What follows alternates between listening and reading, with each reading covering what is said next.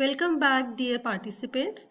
In the last two videos, we have covered all these options with the help of which we can make the questions for collecting the information from our respondents.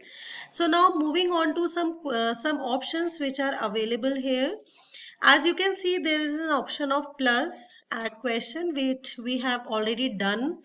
Another question is the import questions. So this option will help you to reduce your burden every time you are not supposed to write your question which you have already written in some form. So for that, what I have to do is I'll just simply click on this option, import option. So this option will help me in collecting the questions which I have already used in some other Google Forms. So for example, if I want to add on some questions regarding accounting or anything else, so I want to collect I want to collect some information from this form. So I'll just select this form and click on select, and see all the questions are available here. So from here I want to choose this question, that is department. So I'll click on this checkbox which is showing department, and I'll click on import question, and the moment I'll click on this option, as you can see, the question is automatically get copied here. So this is how you can copy your questions which are already available in some other Google Forms. So accordingly, you can change your preferences. I have used drop down menu here. You can choose multiple choice question, and I have made it a required question. So this is the usage of import questions. Now another is this, which is showing title and description. So sometimes what happen is you are collecting some information which is related to a particular area. Like if I want to collect information from my faculty members regarding the department and their designation. See, this is how I can move the question. I am moving this question from top to bottom. Now these two questions are related to their professional job. These are related to their service. So I want to give it a heading or title. I'll just simply click on this and moving on to this title here. So I want to give it a title like service details, and accordingly if you want to give any other detailed option, detailed information, you can give it here. So if you can see it in a preview form, see, this is the heading service details, and in service details I have asked my faculty members to give their designation and to choose their departments. So in the same way you can give headings, like if you have made a quiz for your questions and there are 10 questions which are related to accounting, so you can give it a heading as accounting questions. If another 10 questions are related to mathematics, then you can give a heading or title mathematics questions, and so on. So accordingly, as per your need, as per your choice, you can also add title and description to your questions. Now moving on to another option, which is this add image. What happens in add images? Let me add one question here. So there is an option of add image here also, and you can add image by clicking here also. Both works in the same manner. So if I want to show one picture to my students or anyone, and I want them to explain that picture, or I want to give any options to them, so I can add a picture here also. Like I'll just click on this option. So it is giving me a lot many options. I can upload it from my system, from my camera. If I want to click my own photo or any other's picture, I can click that by URL. I can give a URL of the picture, photos, Google Drive, or you can search out an image. So for now, I'm uploading an image from my system. Like if I'm adding this butterfly.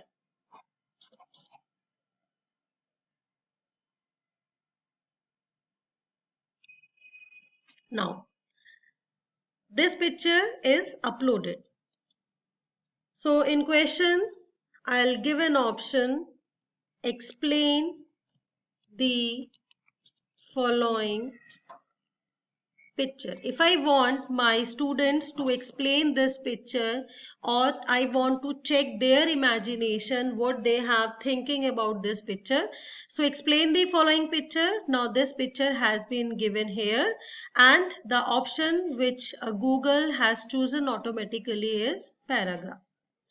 See, in preview option, this is the question, explain this following picture, and a student will write his answer here. Now another option is this video option. If I want my respondents to see a video, and later on I'll ask them some questions which are related to this video. So what I can do is I'll add another question by clicking on this plus, which I have already done here. So I'll just simply click on this add video, and add video you can click either you can give a URL or you can search out your any video, but definitely you have to check out the license issue also. So for now I am adding this basic introduction of financial accounting. So this video has been added, and for the question, just moving it above, and question which I am asking is, on the basis of above video, explain the process of accounting. So again, paragraph has been chosen by the Google itself. It is very smart, and they have to write their answer, and I'm making it a required question. Now going into the preview option, see, I'm so sorry, this video has been gone up. Okay. So they have to see this video, and again they have to answer their question on the basis of this video.